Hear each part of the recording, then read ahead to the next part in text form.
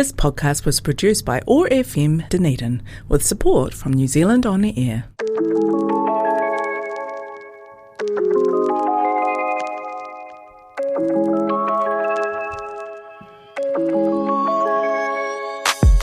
Welcome to Books Uncovered, an exciting conversation about books and literary events, brought to you by the Dunedin Athenaeum Library and Mechanics Institute. I'm Holly. And I'm Bella. Over the next half hour, we'll dive into themes ranging from romance to quirky book blurbs, all discovered within the depths of the Athenaeum Library. Kia ora, thanks for tuning in. Kia ora, everyone. We've got a special episode for you today. We're having a general chat of like what we're reading, but we've got a special guest in the studio, Danica. Kia ora, Danica. Kia ora. Great to be here. Danica's just moved here from Dorset in the UK, but you actually grew up in Dunedin, didn't you? Yeah, for the first couple of years. I moved away when I was 5, so I am from here but also a stranger, which is a really odd experience and kind of magical, this liminal experience. Yeah, because you must have so many early memories from when you were a kid. Yeah, I think it's more sensations, actually. Yeah. I have a really, really bad memory. And it's really interesting to have an abstract sense of home that I can't quite hang it on, but it's like it's a real somatic experience of being at deep ease while also not knowing really anybody or anything. Awesome. Yeah, it's like a real adventure. Cool. Oh, well, welcome. I think Dunedin's a richer place for having you. So Danica's also been one of our, most committed listeners. It's pretty surreal being here because obviously I've been admiring the podcast from literally the other side of the world. And so now I'm here where the magic happens. And I feel like it's like an Alice Through the Looking Glass moment. Oh, yes. Yeah. I've arrived. Fame at last. Broken the fourth wall. Amazing. So we're just going to ask you a couple of questions about books. So what drew you into reading? Was it a person or was it a particular book? So I think my mom gets all the credit for this. She was one of those parents who always made sure there were beautiful books in our home. And one of them, I think of something like, maybe you had this in your home too, The Mouldy, which is an incredible picture book, where it's, like all these like little flower people and, a mole comes in and disrupts their lives and then they befriend it. It was like high drama. But she always made sure that there were these incredible illustrated books so that while she was reading, I could really understand what she was, understand the language through the beauty of the pictures. And then I learned to read quite young and was a real precocious dick about it. And I was one of those kids who would read, like I couldn't stop reading, like the cereal box on the table. I remember like Roald Dahl being a really big... Oh, yeah, Roald Dahl, yeah. Like sitting down and just reading Matilda in one day, like I was that guy. I was ravenous for reading. Awesome. But yeah, I think the credit goes to my mom. Oh, cool. And as you got into teenage years, were you like... Was there anything that stood out there? I was one of those kids who also read all the books they were told not to read. So I remember pretending to have the flu for an entire week so I could read The Mists of Avalon at the age of like 12. Oh, I don't know this one. I haven't read that one yet. Oh, my mum was just, I just got a copy for it and she's like, you have to read it. You're going to love it because it's like, it is pretty romance. But also, like, the clue's in the name. It's very mystical. But it's all told from the perspective of Morgana the Fae, the sister of Arthur, King Arthur. Oh. And it really leans into, I guess it's like a second wave feminist book in many ways, where it's like centering the female characters. And it's beautiful. I think I've read it 2 or 3 times. It's a big tome of a book, but it's a real page turner. Okay. And yeah, I remember reading it, and I didn't understand so much of what I was reading. Like, that's the point of the story, right? Is that I pretended to have the flu for an entire week. I read this 1,000-page book, and half of it was completely lost on me because it's adult themes. Yeah. And at 12, you just don't know. But I was still, like, compelled. So then I reread it a few years ago, and I was like, oh, yeah, that's totally inappropriate. I was that guy. That's quite neat when you kids just persevere, even if it's like a difficult text. I think that's how you learn, right? Yeah. I see my niece doing that, like tackling books that I'm like, what? Like she was reading Catherine Chidgey, like the Axeman's Carnival when she was 12. Wow. I'm like, okay. Well, I'm like, are you skim reading that? I think you're skim reading it. Yeah. But getting parts of it and persevering, I think, is, And also getting a taste for, like, I think also for me, I really sucked at being a kid. Like, I was not good at being a child. And, I mean, arguably, I'm really bad at being an adult. But I really didn't enjoy being a child. And, like, people talk about, like, the wonder of it and stuff. I just really don't like people telling me what to do. And that's the entirety of being a child, is being told what to do. That's true. And I was really hungry to grow up. And that's problematic in lots of ways, you know. And I think being a, you know, single child of an only parent, that often happens. But I think through reading, I was able, like so many people, able to escape to different worlds, but also to different elements of themselves without judgment. You know, like my partner, Robin, she reads a lot of science fiction and did as a young, like as an adolescent. She was really unhappy at school. She had, you know, real dysphoria around identity. But if she, you know, got into a book on a spaceship, like she could be anyone. Yeah. She could be anything. And that's like, I think what so many readers, like, you know, they were bullied at school or they were like escaping or, you know. Yeah, it's what I always loved about like fantasy and sci-fi as well, was like explore these entirely different worlds where, yeah, like gender and sexuality and the whole makeup of like the society is completely different. So it's just like, yeah, it gives you the extra space to play with like what's possible. Exactly. Yeah. Oh, awesome. Yeah, reading is the best. And should be encouraged more, I think. And yeah. I read somewhere, and I'm the person who walks around being like, I heard this thing, and then I can never remember it. But I read somewhere recently that reading increases empathy in adults.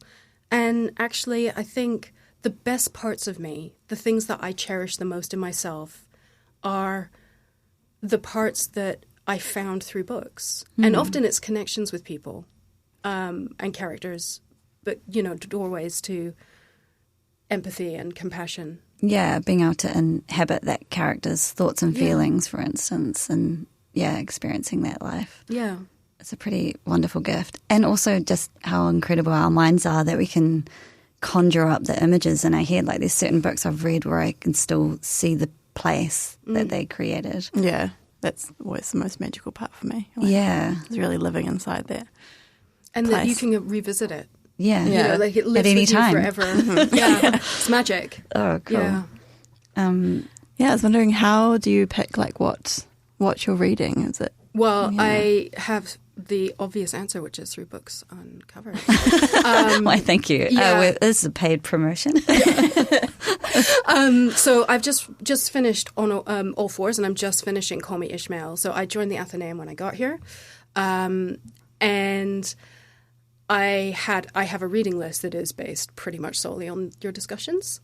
Awesome. Amazing. So fangirl Very moment. Flattering, thank you. And yeah, generally it's recommendations, but also I am someone who buys books that are aspirational. So like I buy the books for the person I wish I was.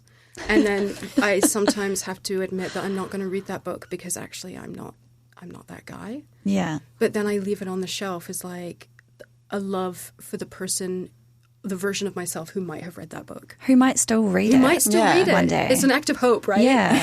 It's an investment. I think certainly that's what bookshelves are for, right? It's for a rainy day or it's the a what lockdown. That's certainly what mine's for. I was like looking at my bookshelf, I was like, I haven't read any of these. It's bad. I've got this app. It's like a little spinning wheel. So next time I don't have a book to read, I spin the wheel and it picks one off my shelf. So I'm like, I have to read it. Do you? Oh, wow. Is that app, it's for decision making or is it for? Yeah, it's just like some free spinning wheel. Oh, yeah. Interesting. I say that I have that app. I haven't used it yet because I continually get books out from the library, which isn't a problem. But it's like every time I come home with a new pile of library books, my partner Rose is like, Bella. Yeah, and you have quite a few out. I do. I have read them. Oh, cool. Yeah. Awesome. Yeah, I find I end up just reading a lot of new fiction at the moment. Comes with the territory. Right? It comes with the territory, but I really want to go back, and read some of those that have been on the bucket list for a long time. We'll get there at some point. So yeah, Danica, you're reading Call Me Ishmael. Yeah. How has that been? I have absolutely loved it. So I'm just on the last little bit, 50 pages, I think. It's when you introduced it on this podcast a few months ago, you were talking about new purchases. And it spoke to me immediately. I think I actually messaged you right after I listened to the pod being like, I cannot wait to read this book. And it's quite sentimental, but my dear friend who died quite a long time ago, she was my English teacher. Her name is Bettel. We had this ongoing thing where she was teaching Moby Dick, and I refused to read Moby Dick. And I remember saying to her, why? Why would I read this book that is only written by a man, only about men, and it's about killing animals? There's literally nothing here for me. And it became this, joke that we had. And, I'd drive her crazy because I'd write, an essay about it and get an A. And she was like, how can you get an A when you haven't read the book? And I was like, I listened to you talk, but I'm not going to read it. But not reading Moby Dick was a way for me to stay close to her even after she died, So I'll never read Moby Dick because while I never read Moby Dick, I continue the conversation with my dear friend. But then you introduced me to Call Me Ishmael, which is, of course, the version of Moby Dick that I was always wanting to read and that Bettel was always wanting to teach. It just didn't exist. Amazing. And so for me, it's I get the pleasure of reading Moby Dick while maintaining not reading Moby Dick and it being the book she would have wanted to talk to me about. And I think that's one of the things that I find the most magical about books is because they're, of course, a doorway to other worlds. But they are also ways that we stay close to people. So a friend in the UK recently sent me a photo of my favorite book, The Master and Margarita, and he was missing me, and he was like, I'm reading this so I can be close to you. Oh, that's so lovely. And it's it really reminded me of, Moby Dick and my relationship with Bettel. And I was like, actually, I don't read Moby Dick, so I can be close to Bettel. What's the premise of Call Me Ishmael then? What can you give us a wee rundown? It's a real... without any spoilers. Yeah, so it's from the perspective of a young woman so it carries the trajectory of Moby Dick, which is whaling, hunting the white whale, but it's queered. So she dresses up as a man to get on board, and it brings a lot of questions around identity and who's allowed to do what. And the captain of the ship, Seneca, is black. And Moby Dick, the white whale, is, there's an obsessive thing here, and the white whale is whiteness. He's gone through some tragedy and has become fixated on vanquishing the whiteness of the whale. And so it's a really powerful story. There's a Maori harpoonist in it called Kauri, and he's an outcast from his village. And, there are Japanese men on board. And so it's a real international story, as well as a Taoist monk. And the I Ching is a big part of it. And it's really powerful. It's difficult. Whaling is difficult. But in that, and there's also some sexual violence, but not a lot. And I think what's really fantastic about Gao's writing is that she touches on these really big things. And I thought it was going to be a real heavy book. And it's such a page turner. It's a joy to read. She doesn't sit in trauma. She just moves through it. Shit happens. Oh, I'm sorry. Am I allowed to swear on here? Terrible things happen, and we find a way through them. Yeah. Or we are consumed by them. That also happens. Seneca is consumed by his trauma. Mm. But it's it's not trauma porn. It's the reality, and it's really interesting. I feel like I'm learning a lot, but with a lot of levity and hope and curiosity. Amazing. Yes, strong recommend. And remind us the author's name. Her last name is Gao, and I actually have her open. It starts with X. Yeah, it's Zhaolu Gao. Okay. And yeah, I really, really enjoyed it, and awesome. I'm enjoying it. Oh, I can't wait. I'm going to get that out. Add to my pile of books from that same library. It was, I had actually when I was buying books for the library, I had my pile, and then as I was waiting to buy them, I saw that book and read the back and had to add it to the pile, even though it was putting me over the limit. So I'm really glad you've enjoyed reading that one. I'm really glad that you did, because like I said, it's a real joy to read, but also on a personal level. Yeah. It's like a beautiful feels like a full circle of this personal story that I have around Moby Dick. It's beautiful. Yeah. So thanks for giving me the opportunity to live in that. Pleasure. I think it's, been really wonderful to see these great works of literature being rewritten. Like James, that's what I was going to say. Everett. Just learnt that actually this past year that's been the most popular book to be issued out at the Athenaeum. Wow. I'm looking forward to reading that one as well. It's so wonderful. I was quite surprised it didn't win the Booker, but his other stuff is incredible too. I actually want to buy. Yeah, did you read The Trees? Yes, I did. Yeah, I loved that one so much. That was, pretty powerful. Another one similar of dealing with these incredibly heavy themes like lynching, but with a real levity. I felt like the same. I learned so much reading that novel, and and kind of disarming as well, because he uses a lot of humour. So it's kind of a funny story, but I think that's a real talent to be able to use humour in that way. Oh, definitely. But that's, and it makes it like such an invitation. I think that's the power of humour as well. It's like an invitation. It's disarming, and you can find yourself stepping into really difficult things and being able to hold them in ways you didn't expect if humour is involved. Yeah, that's right. Yeah. And you've already kind of answered this question, but your favourite book of all time? Oh yeah, I was shouting at you guys the other day when you were talking about magical realism. And I was of course. And I was like, oh my God, The Master and Margarita is the magical realism book of all time. But yeah, The Master and Margarita by Mikhail Bulgakov is my absolute favorite book, and I've read it many times. I've read many translations. I have a favorite translation. Of course, I can't remember. It's two women who translated it. It's published by Picador. Because originally published in Russian. Yeah, actually, it was published in English first. Oh, was it? Yeah, it was banned. And what year was that published? It wasn't published, I think, till the late 60s. Oh, wow. Yeah, he wrote it. He wrote it many, 20 years before, 30 years before, but it was banned, and so it was smuggled out. Do you know the book, the Soviet Union? Bella? I've heard of it. I haven't read it. It's been on my to-read list. Yeah, for a very long time. Yeah, I'll get the names of the translator. I'll get the version. I'll send it to you, because there's a literal translation which is horrific, and then there's a couple of other translations that just don't have it. And I think the two women who translated it for Picador, one is a native Russian speaker, and one is a native English speaker, and together they managed to capture some real magic.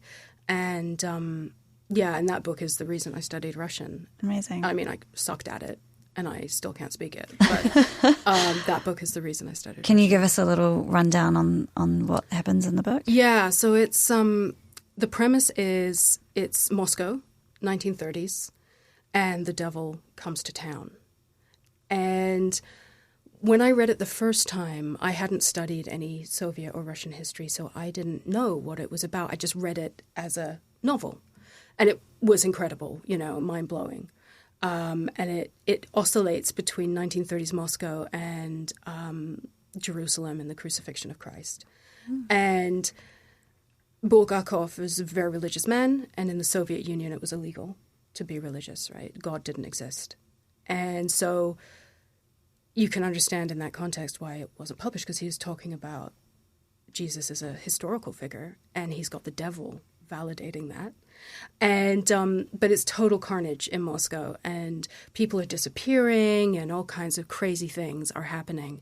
And then when you study Soviet history, it becomes really clear that it's about the terror, which is the horrific events that gripped the Soviet Union under Stalin, where people were disappeared in the middle of the night, and people were reported by their neighbors because there was a housing shortage and they wanted the flats. Oh, God. It was horrific, and the only way that you can actually comprehend how it felt to be in that horror and in that chaos was actually through magical realism, because it was so surreal.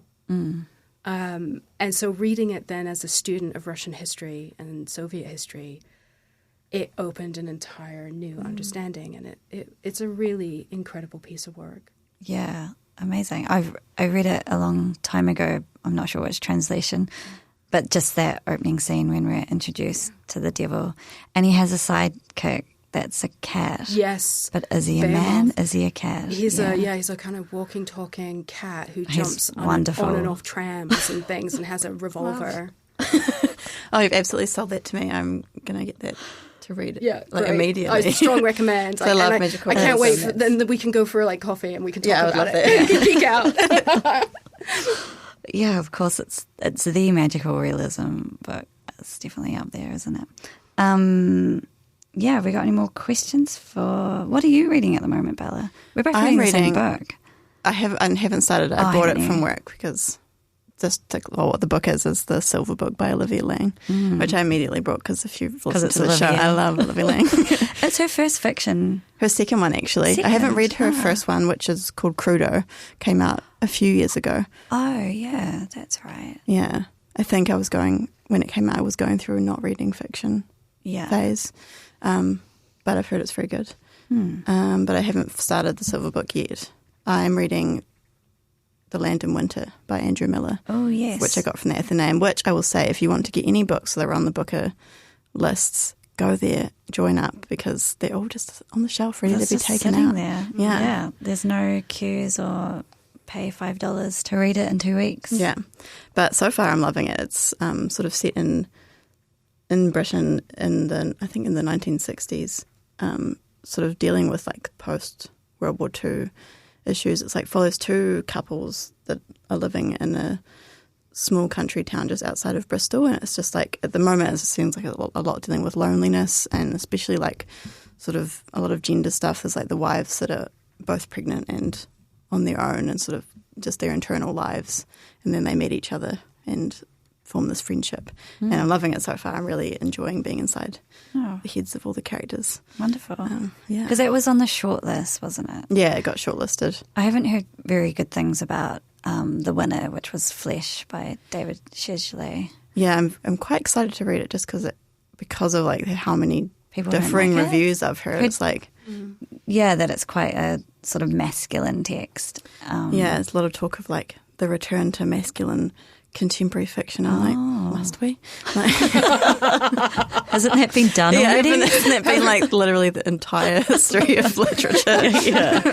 But that said, I heard a really positive review of it from Roundtable Books in London, which is a beautiful bookshop that centres majority experience texts, so queer and people of colour, those voices, and they gave it a good review. Yeah, and she said no one writes men like David is what she said, and I was like, okay, interesting.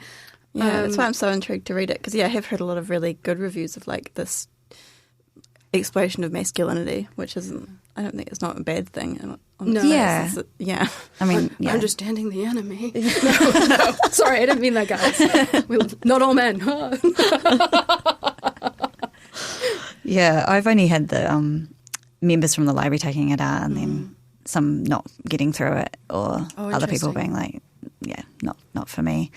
I mean, it's always a bit arbitrary. We've talked about this before, haven't we, with winning books, of just depends who's judging them. Yeah. Are you enjoying the Silver Book so far? I am, but I feel like I need to do some background research, because it's about two famous filmmakers in the 1970s. But yeah, it's a really interesting style of writing. It's really minimalist. But yeah, there's an intrigue. There's kind of a thriller aspect of it. Yeah. We'll talk about it another time. Excited. I'll read it, and then we could do a dual review. We could do a dual review. Maybe next week, because there's a closed down period over Christmas, of course, and we'll be recording a show for that next week, and then maybe another one. I think. Danica, thanks so much for coming on the show. It's been such a pleasure. Thank you. Thanks for having me. It's a highlight. Yeah. It's a highlight of my life, guys. I'm going to send it to all my friends. I'm so excited. Awesome. My mom's going to be so proud. Welcome to Dunedin, and we look forward to seeing what you do here as well. Thank you. Cool. Have a good weekend, everyone. Ka kite.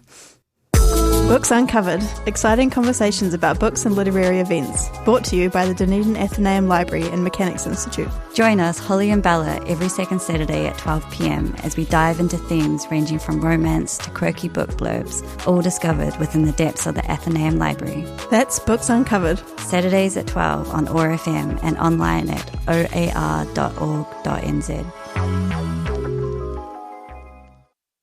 This podcast was produced by OAR FM Dunedin with support from New Zealand On the Air.